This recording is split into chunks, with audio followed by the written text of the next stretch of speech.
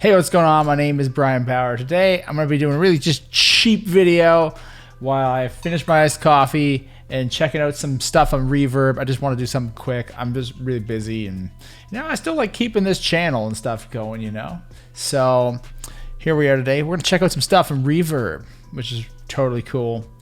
I'm going to see what we've got out here in the world. I'm just looking at some random gear. I usually look at guitars, but we'll probably do some guitars too. But we'll see if we can find anything ridiculous or anything interesting. Maybe some old stuff. Might be kind of fun to see what things are going for. Things cost a lot of money these days, like a lot. And people expect a lot for all this crap, So it's not all crap. I wanted to start off with the Line 6 pod over here. So this was the Red Bean. They apparently, I think they still sell a version of this, but I think it's these the Pod Go. It looks a little more like the Helix now, but I don't know what Line 6 is doing. But anyway, they had these kind of things. I remember playing one of these back in the day. $300 for this is quite steep, honestly. I don't know why, but anyway. What's this? It looks like a giant Nintendo controller. Interesting. I don't know if I'd pay $300 for this, but okay, cool. I played one of these through my friend's. He had a Mesa cabinet with V30s in it back, 12 or more years ago. And dude, like, this is where kind of proof that the cabinet makes the most difference in a lot of tones. But this thing, it was okay in the preamp end, and it sounded massive. It was one of these, a Marshall 8008 and a Mesa rectifier, Mesa cab. I don't know, rectifier cab, but it was the black cabinet, and it sounded huge, I promise. $300 though, little steep. It says DI amp simulator, Line 6 pod, vintage 94. Meh. His might have been a little newer than that one. It might have been, I don't think it was this. It might have been this one. I don't remember exactly what one it was. $110. Okay, that's a little more on the fair side. Some people hate these things. Write in the comments if you liked these or not. I think they were okay, but they're not the worst thing. So there was one I did see here. This one sticks out to me for the sole fact that this was my rig at one point. I'm a Kemper user these days. I bought the Kemper and sold this to a friend of mine. He still has it to this day. I assume he plays it. These work with bass too, by the way. But this is the Line 6 Pod X3. If I could do a video with it, it might be fun. I should maybe just ask if I can borrow it again. Maybe do a video. This, I had the exact same, or very similar. It was the switch, the foot switch like that too. These... Okay, so here's my opinion on this thing per se, is that they actually work perfectly fine. It's just a unit yoke grow. What I did like about this one though is that it had USB recording and stuff, so you could use it as an interface and stuff, and you could plug an XLR input into it. You could plug a 1/4 inch into your guitar and stuff. It's not the best setup in the world, but it's pretty cool. And this is before you had to buy different amp packs, because some of them you had to buy different amp packs to, I think the one after this, I forget what it was called, Pod Pro or something. But this came with everything, including the Line 6 Insane channel, which I never used. But this was not a bad setup at the time. I sold a PV Valve King 100 watt tube head, and I bought this, and I know that might sound like a weird downgrade or something like that. However, I think for me this is better because I could actually start trying to record things with it. And I think when I brought the channel back years ago, I think I did one recording with one of these things.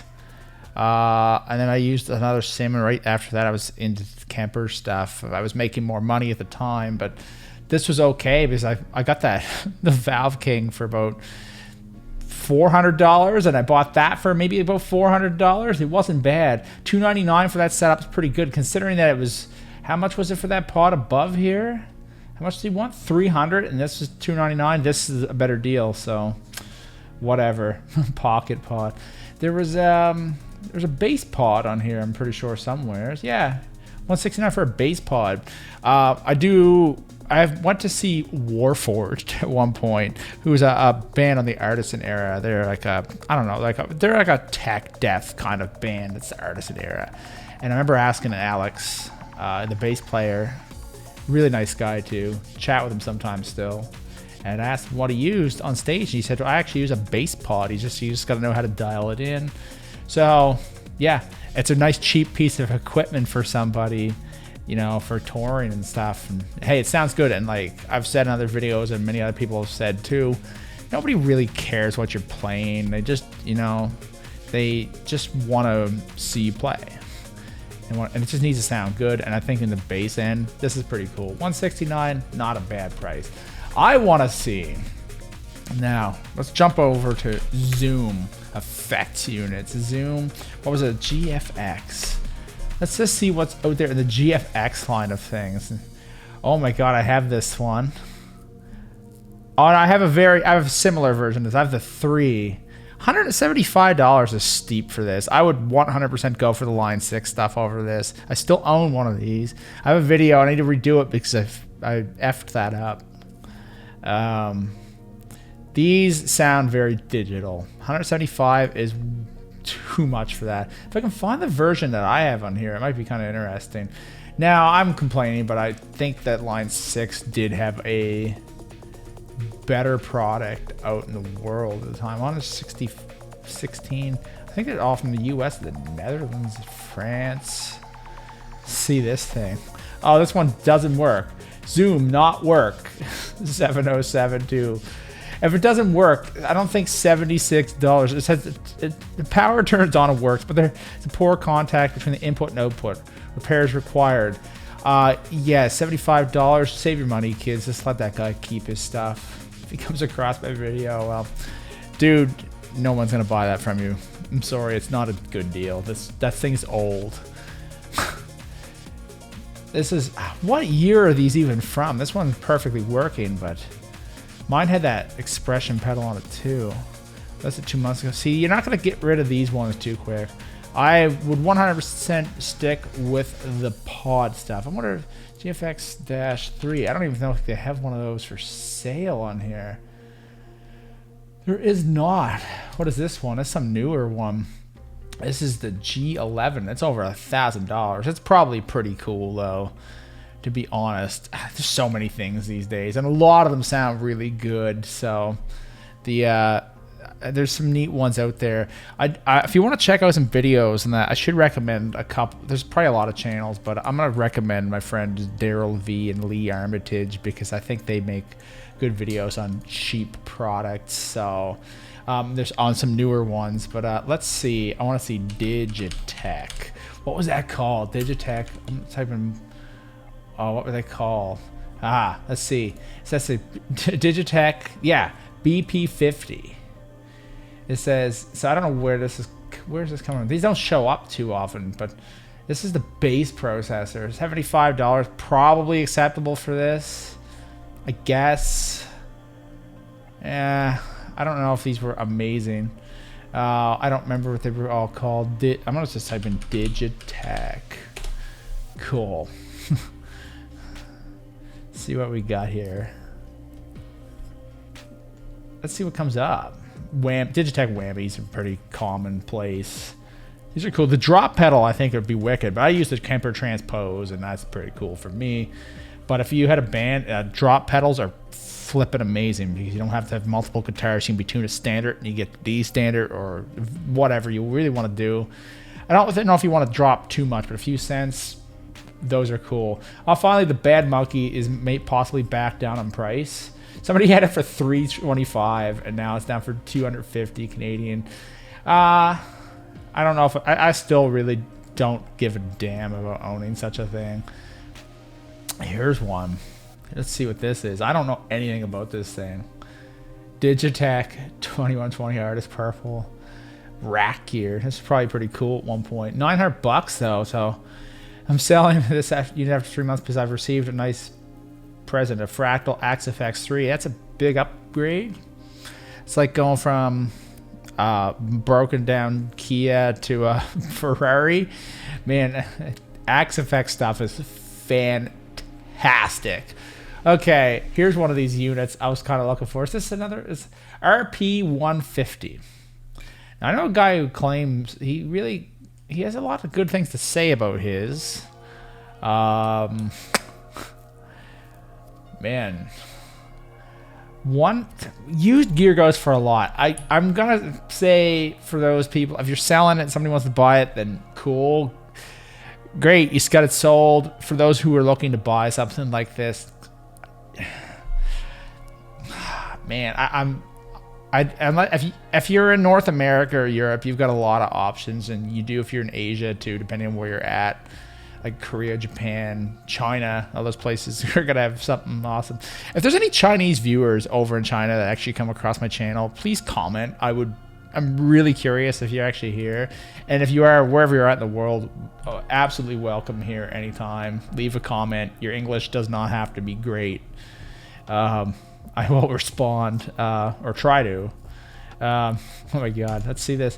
$200, man. Some of these pedals and stuff, man. Used gear these days, man, it's wild what it goes for. There's not a lot of amazing deals. I have not come across anything that makes me go, yeah.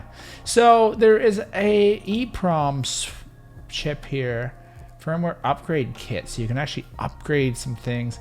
34 bucks for a chip. So apparently people do mods on this stuff. I know people do mods and things like ADA, all the ADA MP1s and stuff. That'd be a wicked thing to review on the channel. Here's an interesting one. I remember the GNX4, I think there was a 5 too. This is $200, and they claim it's in good used condition. Guitar World back in the day used to have presets for one of these. I think it was this unit too. So if you had a tab, it had a preset that you could dial in for one of these things. So it's kind of neat. $200 for this seems like a better deal than some of the other things. Some of the other things on here, man, it's like it better be damn well good for the price you're selling it for. So I'm not gonna go through Reverb here all day on this stuff, but hey, this is kind of neat. Is there any other one that I'm forgetting?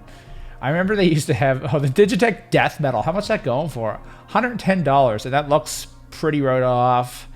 I picture the person that had this had like a cheap BC Rich guitar. That's from St. John, Canada. That's not wildly far from me, number of hours, but I picture they had a BC Rich and super long hair, and the game was a 10 all the time. They really were into Slayer, Metallica, Death, probably Cataclysm. I don't know.